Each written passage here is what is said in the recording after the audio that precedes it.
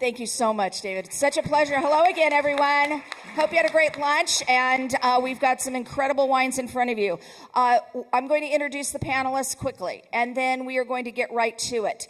This session will not have a Q&A, so corner these guys later, send us a chat. We'll definitely get your questions answered, but we want to begin with the wines. And as part of my setup, we are looking at the perception of Zinfandel. We're going to blow your minds with these wines. Let's begin with what's in the glass. So I'm going to ask the panelists some questions. We're going to keep going and just run right along. Bob, let's begin with you. Why did you pick this wine? So we're presenting today the 22 vintage of Aldo's Vineyard in the Oak Knoll district of Napa Valley, which is in the southern end of Napa Valley, about an hour from the Golden Gate Bridge. So it's the cooler end of Napa. The Aldo's is it? All 23. All 23. Yep. Sorry. Time flies. Thank you. 23 vintage, sorry. So we chose Aldo's Vineyard because it's our oldest vineyard that we personally own. We contract several others well over 100 years old. But we're very proud of this one. It's named after my father, and at the time, it was planted way north of the city limits of Napa Valley. But as time went on, the city encroached around it, and now it's completely surrounded in a residential neighborhood. And I think this is the reason why we chose this, I think it's a very good example of a vineyard that could be under threat if we didn't love old vines, because it's the highest and best use now of this land is homes, is residential. It's without a doubt. Napa needs a lot more homes, but we believe in what we're doing and love this wine. And so we farm it in such a manner that is sustainable, that it works, and we're very proud of it, and I hope you enjoy it too. Excellent, thank you. Tegan, you have a very iconic wine that you're presenting. Tell us about that. It's also in Napa Valley, where I believe it's 3% of the vines planted in Napa are still Zinfandel. Is that correct? Pretty close. Sounds close, yeah. So, right, I chose the Haines Zinfandel. That's what Larry Turley calls it. It was called Haines once before by Louis Martini when he made a 125th anniversary wine for the Wine Institute. But that was kind of an early vineyard designate of the wine. It was planted in 1902 and 1903 by the Bourne family. They were the brothers who ended up bringing water under the bay to bring water to San Francisco. They started a company that eventually became something called PG&E. And so they originally had bought the property in 1872. They planted, it succumbed to phylloxera, and then in 1986, Audie Haines Sr. moved back to the property. He was worked for the State Department, a pretty amazing guy, and he brought back the hoe plows in 1986 when everyone else was spraying Roundup throughout the valley. He decided that, he remembered his grandfather having hoe plows in the vineyard. So he brought back the hoe plows and stopped using chemical sprays of strip spray. Hoe plow is a French plow. So undervine cultivator, French plow that pulls the dirt away and then you throw it back. So you weren't spraying Roundup. And then in 1993, Larry Turley still owned a winery called Frog's Leap, and they were one of the pioneers of organic farming in America. And the woman who was in the office was Audie Haines Jr.'s wife, and said, we just got canceled by Louis Martini, and we've sold him the grapes for 50 years.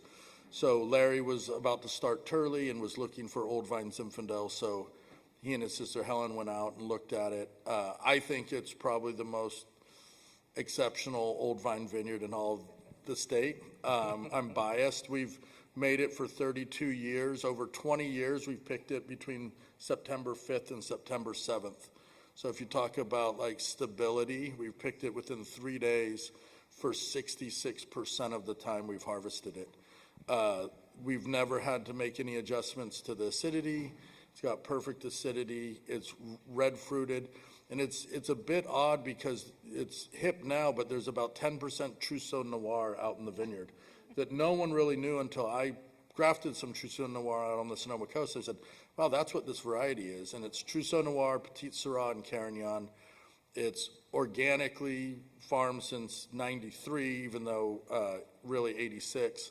And it's a really special vineyard. It's in these soils that are classified as Cortina, which has historically made up Napa Valley's best wines. It's this alluvial fan that runs from like Napanook and Yountville on the western bench of the Napa Valley Mayacamas, all these alluvial fans that come down, and it basically runs from Napanook, which is Yountville Dominus, all the way up to Spotswood. So I think that there's the continuing theme here of the story. The story of these vineyards is so profound.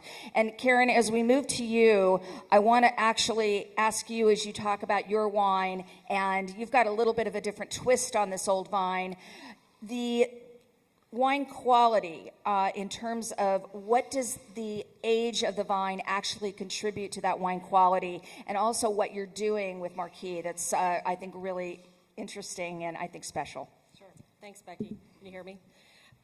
So our wine from Limerick Lane Cellars today is called Marquis.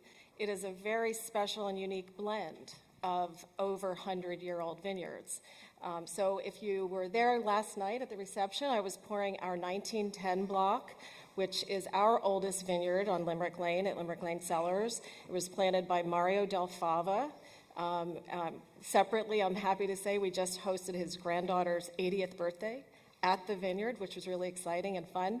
We also do our tastings literally in the middle of the 1910 vineyards. When we talk about how do you get through and how do you make things different and special, we make sure that all of our guests and visitors experience the vineyard the way it should be experienced. And honestly, there's nothing like showing an old vine to somebody and saying that piece of viticulture is over 100 years old, and everyone just is blown away. So I do think there's this whole thing of making it experiential for people.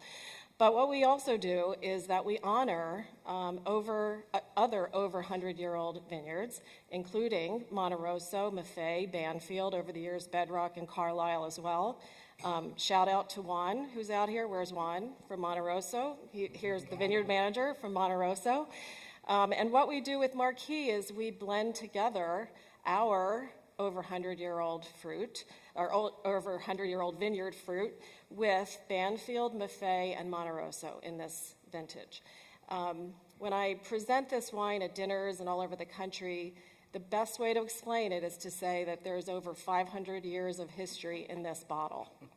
And I do think that the element of connecting history and honoring history is really important when we talk about these vines. And even on our bottle, you'll see people say, what's that on the front? That's basically a cut of a tree, and we use the center to signify 1910.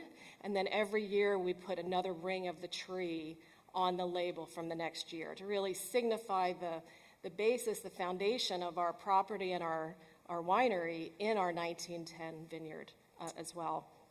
I'd also say that somebody this morning talked about we all have to do things together and raise everybody up together. We feel that the Marquis is a perfect way to show that and to respect the incredible other old vine vineyards all over the state. And as we talk about these wines and these iconic wineries, these are wineries that have figured it out for themselves. Again, as we've been talking about the struggles and the challenges of the wine business these days, but these are all very successful wineries who have managed to make it somehow with these old vines. And Mark, as we move over to you, I want to throw this one at you. What does working with these sites change in terms of your approach to vineyard and cellar? Exactly. So you really do need to adapt your winemaking to the particular vineyards that you're working with, especially when you're working with these old vine vineyards that have their own unique characteristics. So I brought the 20, in fact, we agreed ahead of time, we were all going to pour the 2023 vintage, which gives you a nice way to compare the wines, sort of taking vintage variation out of the equation. So I'm pouring the 2023 Lytton Springs, and Lytton Springs is actually refers to a region called Lytton, which is just north of Healdsburg here in Sonoma County. The area was originally developed by a East Coast sea captain. Captain Lytton bought actually several thousand acres of land. He built a spa and resort so people from San Francisco could take the train up and take the waters because it was, in fact, springs in the area, and was actually a very popular resort area back in the late 1800s. But unfortunately, when he passed away, his family was not able to keep the entire property, and so it got carved up. And the vineyard that we're now farming was predominantly developed by the Simi brothers. And we are at one end of what's called Chiquita Road, where it intersects Lytton Springs Road. The other end of Chiquita Road, down by Healdsburg, is where the Simi winery is today and still exists today. So they planted this vineyard at the turn of the century.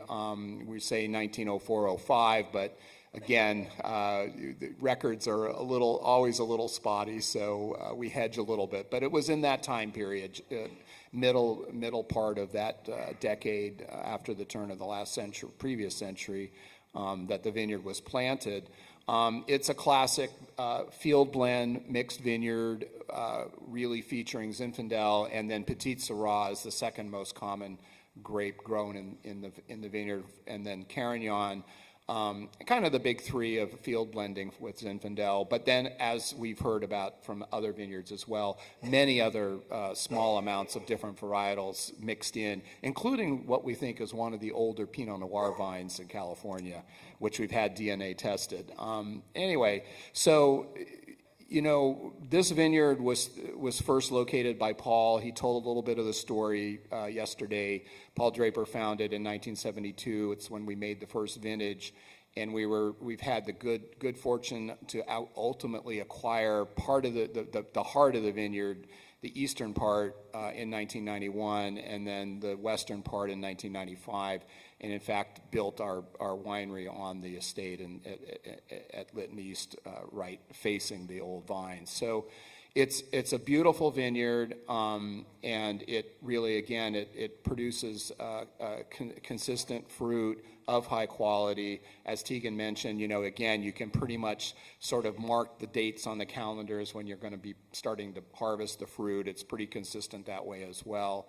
And it's in the Dry Creek Valley AVA, but we're actually a little bit up on a bench land that separates the Dry Creek Valley proper from the Alexander Valley.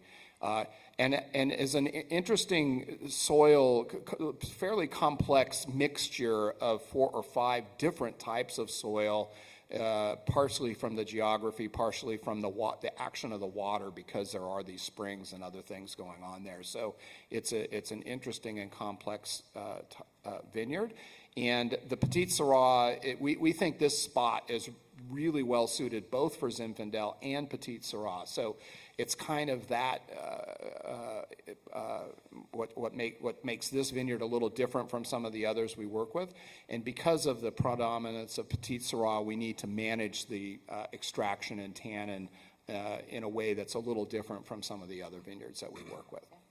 So I invite you to please taste these wines. You've got a wine from Oak Knoll, you've got a wine from St. Helena in the Napa Valley, Russian River in Sonoma County, and then, of course, Dry Creek rounds it out. And Joel showed us a quick picture of the California map. And, of course, the single vineyard site that we talked about earlier, and the importance of regionality, and we're going to get to see that for those of us who are lucky enough to travel along as this conference goes, going to the other regions. And I think that these are all incredible selections of that story. Let's move on. I want to, because I've got so much to cover and I want to ask so many questions for these folks, we need to get into the economics and the how to make this work. So as we transition, let's explore the practicality to ensure that these stories can continue. So as a setup, we're going to ask them, what does it truly take, both in resources and fair pricing? We're going to have that conversation because we did some meetings before, and we talked about fair pricing, and that's a really important issue as we try to preserve these vineyards. So what does it take to keep these historic vineyards viable and producing to this level of quality? And please go taste along, and Bob, take it away. Okay. Well, we are in Napa Valley, and as you know, Napa these days, the new vision of Napa, of the Bordeaux Burgundy varieties, puts a lot of pressure on this category. But one of the reasons why we actually do what we do in Napa, maybe the biggest reason, is we like to remind people and celebrate Napa as it was, the way I remember it growing up. And the way I remember it is that Napa could do many, many things, many very good things. It's a very diverse appellation.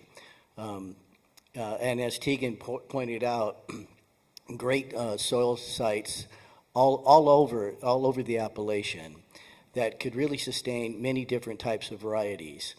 But Napa was really born on the two varieties of Petit Syrah and Zinfandel. Those were the working varieties, and we like to remind people of that. Now, in Napa, that's going to take some encouragement for certain growers. It's not too big of a sell to those that already have an older vineyard that their grandfather planted or something, because there's an emotional tie-in to it. But it is a bigger sell if we're asking someone to grow a new block of Zinfandel for us. That's where the real rub comes. And so the way we view it is the sustainability of a vineyard, a Zinfandel vineyard in Napa Valley, the onus lays on the winery, not the grower. The winery has to be able to compensate the grower in a manner such that he can farm it at a level that the winery is going to be proud of, that could really expose the goodness and the true potential of that vineyard. And that takes resources. It really, like you just mentioned. I mean, that it does. And then again, it falls back onto the winery to be able to market it properly, tell the story. I mean, when we're pouring wines of any age, I mean, to any age population of person, it really resonates with younger people at the moment. But they're just as excited to hear the story as they are to taste the wine. And we appreciate that because we want to celebrate these family stories. And if we do this properly, we can then price the wine at a firm, like we like to say this, at a firm but fair price. And depending on which appellation it is in, we think we are compensating the grower in a firm but fair way, that they can farm it properly, and then we can bring it to the winery and make a beautiful wine and charge a firm but fair price that remains sustainable. And otherwise, it kind of goes south. I'm going to open it up to whoever wants to jump in and add and amplify to what Bob was saying, but especially let's lean in as well to the sustainability conversation and the communicating that out into the world and how that can connect. So who wants to go on that? Any takers? I'll go.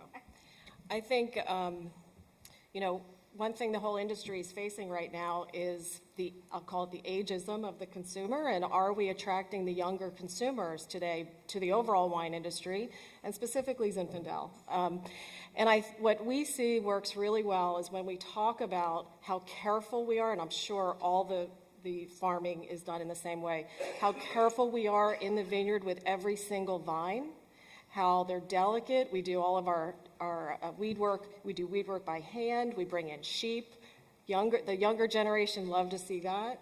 There's an element of talking about, okay, We use solar. I have an EV forklift. I have EV cars.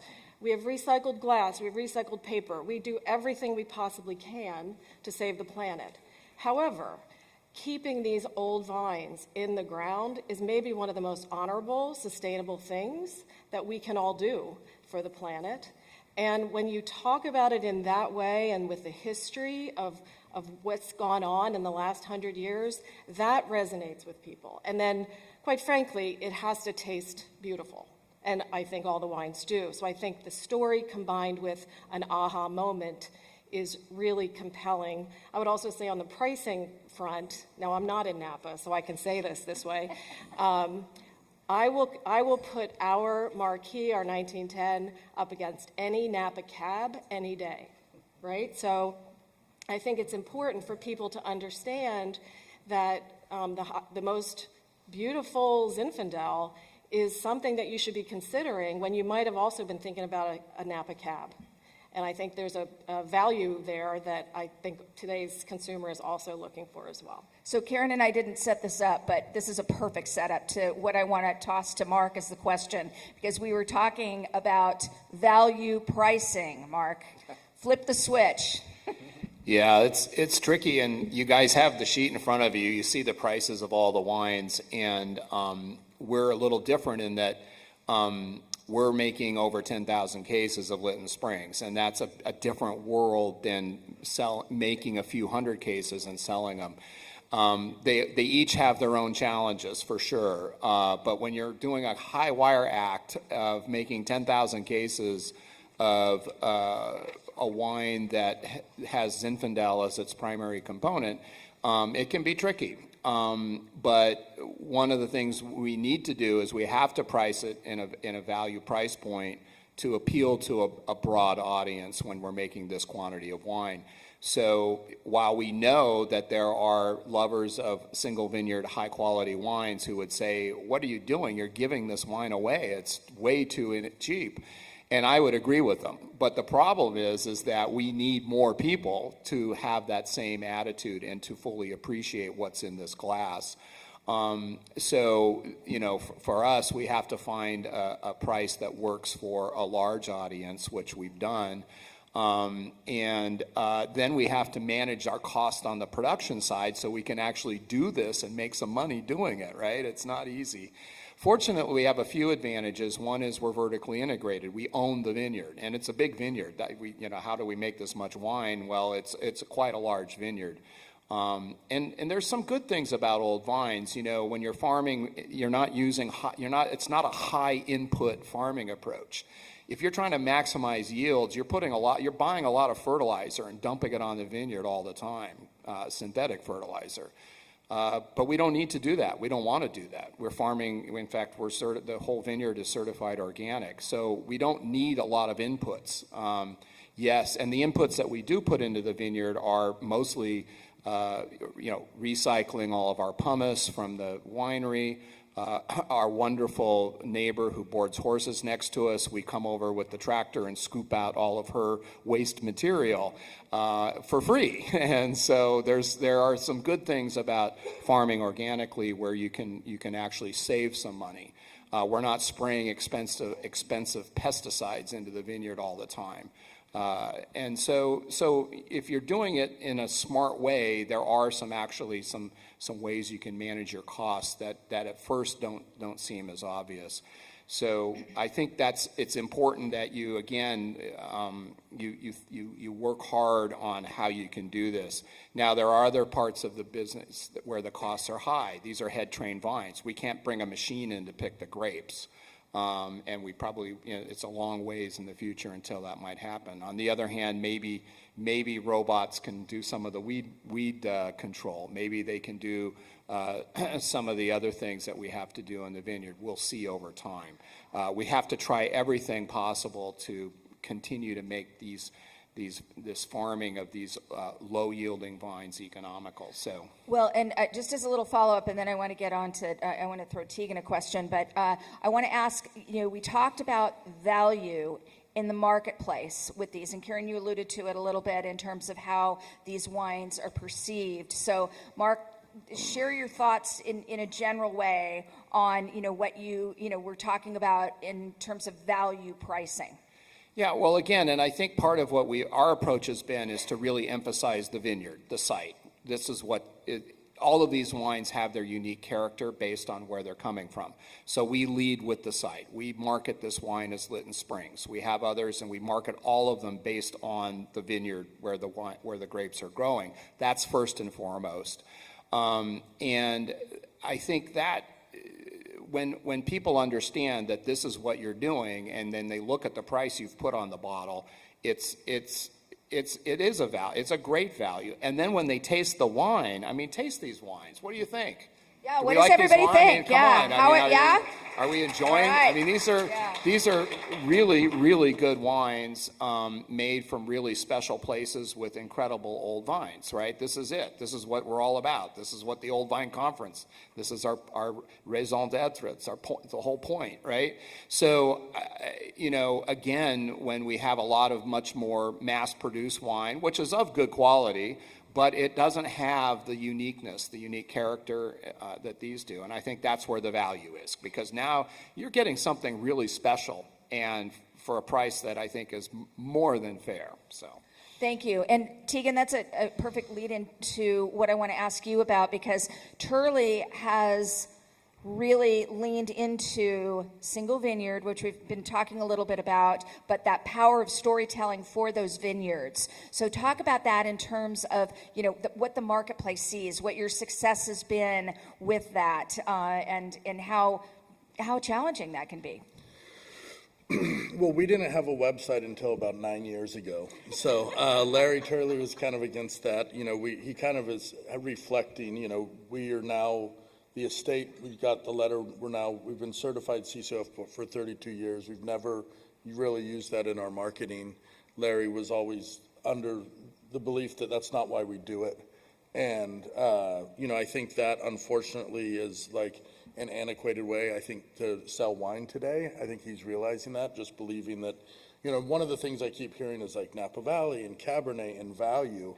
And those three words should never really be put together. It just is not something that I think we should even put there as a benchmark or anything, because, there really isn't a lot of singularity in Napa Cab. I'm using broad generalizations compared to Zinfandel, and it's a hard thing it's so easy for a wine lover in the world to be like, well, these wines are all very distinguishable from each other, where a lot of the Napa Cabs would not be. And it's young vine Napa Cab that starts at $300 a bottle just doesn't really work anymore. I think everyone's waking up to that. And, one of the things that wasn't touched on, but I think needs to with the sustainability of these old vineyards is, so the Hain vineyard was originally planted in 1872. You go through these years and think of the tools that were available to a vineyardist in 1872. They had sulfur dust, maybe some copper, and the vineyards were all dry farms. So, Carneros wasn't being planted back then. Carneros has, shallower soils, heavy clays. They're waterlogged soils, but you need to irrigate, and then you need fungicides, and you pound these things on, where historically all these vineyards, throughout the world, were planted in the best place to grow grapes with the tools that were available at the time. Before modern, as I think Paul coined, pre-industrial. This is pre-industrial I think saying is always pre-industrial winemaking, but it's pre-industrial agriculture too, where these were literally planted in the best sites, for growing grapes, well-drained, balanced, because they really didn't have the tools to do it. And if you planted in a bad spot, you realize you got in too deep, and you're like, wow, we keep getting mildew every year on the site, and we don't really have a way to combat it. Or, the roots are getting wet feet, and, they're waterlogged, or we're getting botrytis, and it's, all these issues you couldn't afford. There wasn't the modern chemistry to deal with them when these vines were planted. So what that means today is that we have vineyards that by definition need less input, that are more sustainable, that don't need the modern chemical salesperson's, Rolodex of things to farm grapevines. And are younger consumers responding when you talk about that? Is that a positive message to them? Is it relatable? I think so, but I mean, even talking about today, like the most thing I hear, younger consumers just need to be educated on wine. They don't need to be shamed by what they don't know. I mean, we're so bad at that, like, you don't know, and shaming people that they're drinking, sustainable wine and it's not organic. I mean, we're so bad at that and being welcoming. So it's like we're talking about how do we get people to drink, old vines, and how do we promote old vines with the younger generation. I'm like, we need training wheels first. We need to be welcoming, inclusive, getting people to meet them at where they're comfortable, not saying, well, this is 123 years old. You can't taste the difference. If you can't taste the difference, maybe you should buy this. Like, that's not the way to, include more people. Yeah, very well said. All right, I'm going to throw another question. Yeah, there you go. Yeah, excellent. All right, this is going to be a fun one, you guys. All right, how can critics, buyers, and media influence old vine preservation through purchasing and stories they tell? I'm going to open it up and see who wants to bite on that one. Stories they tell. I'll start. Critics and buyers. And yeah. I'll just say this, as a young person who got into the wine industry, an older wine professional gave me his stack of Robert Parker's printed newsletters. In his writing, I remember reading about all the South American vineyards, about Australia and the Barossa. And I mean, it was really like reading a book as a kid, like a travel novel. The way he wrote, I don't care about the scores or what you think, but he made me want to visit every one of these regions. And the way he could, it was a really powerful thing that I had never left the country before I got into the wine business. Now I luckily get to leave once a year to visit. And it was like his writing that really transported me. It crossed with wine and telling stories about the people. And I think part of that is missing today, that kind of storytelling about, these kind of growers and winemakers. And, it's a lot more, people give him so much grief about his scores, and he always treated me very nicely as a human being, and I really respect him for that.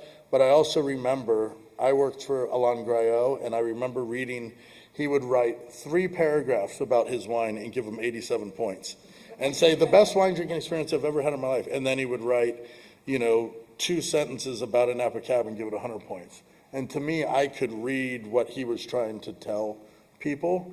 And I think a lot of that is what needs to happen for younger consumers. They don't care about the scores.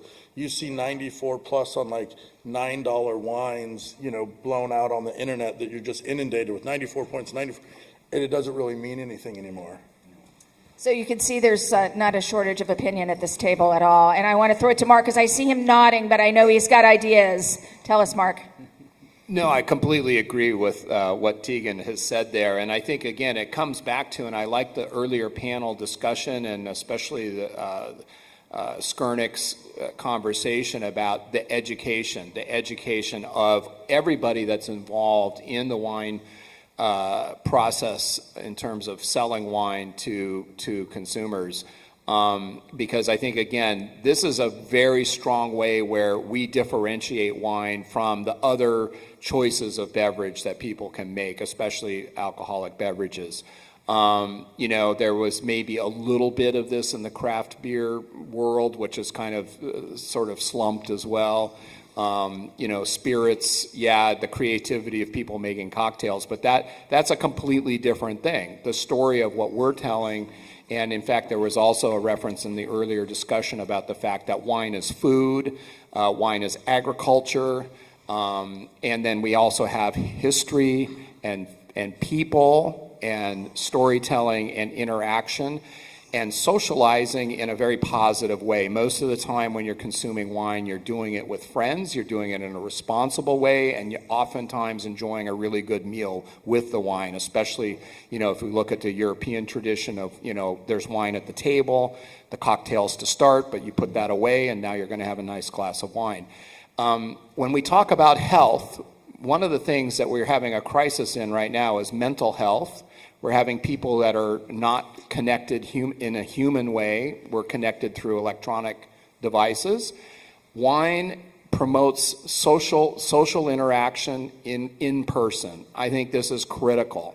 And I think hopefully this is a way we can connect with a younger generation to share in that pleasure of just simply sitting down, enjoying a great meal, a great glass of wine, and talking with your friends, or maybe arguing or screaming or whatever it may be, but you do it with your friends, you do it with good food and good wine. And I think the stories that we can tell behind these old vines and vineyards help make that connection from the way those people enjoyed a glass of wine to the way we should be doing it today. Oh, that's so well said. I think Bob wants to weigh in here. Just a quick little thing. I think we can all agree that stories really do resonate with everyone and sells wine. I mean, that's the bottom line. I have a little compassion, though, for the retailers, the trade in the whole thing, the distributors, and the end people selling these wines. They have like 1,000 different stories they have to remember and filter through their head and prioritize and whatnot. So I have a lot of compassion for that. Just probably because I have a limited thing here, It's like, we have like 17 different stories we have to remember, and which is nothing compared to what Mr. Tegan here has to remember. But it is a big part of it, So we purposely only put 2 single vineyards out in the marketplace because, well, first of all, we have a high direct. However, but we do it on purpose because we want the trade out there to be able to tell the story, but tell it in a really meaningful way and not just blurt something out, and not inundate them with everything we're trying to give them. So I think we have to, as producers, I think we have to be cognizant of what we're asking the trade to do. That's all. Brilliant. Okay, so I want to ask kind of the general question that I'm gonna begin with Karen here. Karen, what is the one message you want the world's wine media to take away from this tasting about why keeping these old vines in the ground matters and about Zinfandel's rightful place among the world's great wines? Okay. Well, let me start with reiterating the little brochure that you had outside, which is that Zinfandel is America's grape. And we can share a lot of things. We do share a lot of things with every other country all over the world. Zinfandel is ours. And so when you think about being proud of what we do and what we farm and who we are, I think there's nothing to be more proud of than what we have done with Old Vine Zin. I also think that, I was thinking about your question of what can the writers do. And in 1976, there were only a certain number of people in the room at the Judgment of Paris. It was the telling the world about what happened in that room that made it so compelling and so, earth-changing for the state of California particularly. And I do think that the people who have the voice and can taste these wines and get to share what they have experienced, it's really, really important. And I know, Becky, you spend your career, your life, helping this village of Zinfandel producers to continue to do great work, share the wine, and then help us all lift each other up. Oh, that's beautiful. Thank you. Who wants to go next? Mark? No, I think Karen that was beautiful. Thank you. Very well said. I think, again, communicating, especially those of you who have the opportunity to communicate, Zinfandel is a varietal. It's interesting because it really only has been grown in California. Yes, now we have a little bit being grown in other places, but it really is the one grape variety that's unique to California and has adapted so well to the different climates and soils that we have here. So I think telling that story of not just the varietal, but the history And these beautiful old vines and the vineyards that produce these incredible wines is really important. So to the extent that you can help us with that message, that's really going to go a long way to creating the demand necessary to sustain these businesses and these old vines. Bob, you're next. Okay. I want to first thank Joel Peterson for his brilliant history of California winemaking and grapes in general, and Zinfandel in particular. I thought it was brilliant. And my little takeaway is actually dovetails with what his son Morgan said. I love history a lot. I think it ties us all together. And the way you said it, Morgan, was just beautiful. It's the connectivity that really brings us together. And it's the tie-in that I think that these old vines all over the world that ties us together. It ties the consumer together. It's an easy tie-in to these new consumers. It's a beautiful hook. It's easy. And anyway, the way you said it was much better, Morgan. But it was rattling in my head, and I just wanted to reiterate, it was very, very good. Tegan, bring it home. So, for the journalist, write something positive about Zinfandel and old vines. That's number one, write something positive. There's a lot of easy clickbait that's been around since the last 4 years or so about wine in general that it just drives me nuts. There's so much positivity in this room and everyone that's here, to support what everyone's been working hard to do. But also, I think the one thing is write something that will appeal to younger people. Everyone in here, open Zinfandel for someone that's under 30. In the next week, everyone who has Zinfandel, open a bottle for someone that's under 30 and pour it for them. Hopefully it's a single vineyard, and tell them about it. And if it's not a single vineyard, tell them about the story of Zinfandel that you learned from Joel's amazing presentation. I started wearing reading glasses just a couple months ago, but I look out and I see a lot of people wearing reading glasses and not a lot of people not wearing them. There aren't a lot of young people here. If we really believe that we need to save this, it's the younger people that are going to do it. It's not us, unfortunately. Yeah. But we have to reach out to them. So everyone who's going to open a bottle of Zinfandel in the next month for younger people out there? Let's do it. All right. And that's how it happens. That's so much how it happens. And that's been the power of ZAP, the whole grassroots part of this, the connecting one-on-one. And I hope that if we've done anything today, we've shown you that these wines can stand shoulder to shoulder with the great wines of the world. And again, I want to thank the panelists. I want to thank everyone who's involved with ZAP. And I also, because I have a mic, and I have zero time left, but I do want to do a shout out again to the Old Vine Conference, to Belinda Stone for all of her hard work. Thank you, Belinda. And of course to Sarah Abbott and the whole team at Old Vine Conference. Thank you for this opportunity to bring this incredible group to California and to show off what we have here. And it's worth preserving. So let's make it happen.